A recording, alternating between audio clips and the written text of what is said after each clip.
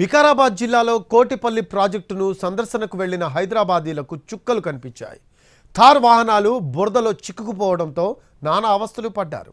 భారీ వర్షాలు పడుతూ ఉండటం వల్ల కోటిపల్లి ప్రాజెక్టు సందర్శనకు రావొద్దని అధికారులు సూచిస్తున్నారు. అయితే అవేమీ పట్టించుకోకుండా 3 థార్ వాహనాల్లో ప్రాజెక్టు వద్దకు వెళ్లారు కొందరు హైదరాబాదీలు. కానీ బురదలో వాహనాలు చిక్కుపోవడంతో దిక్కుతోచని పరిస్థితిలో పడ్డారు. అయితే సమీప గ్రామస్తులు తాళ్ల సహాయంతో వాహనాలను ఒడ్డుకు చేర్చారు.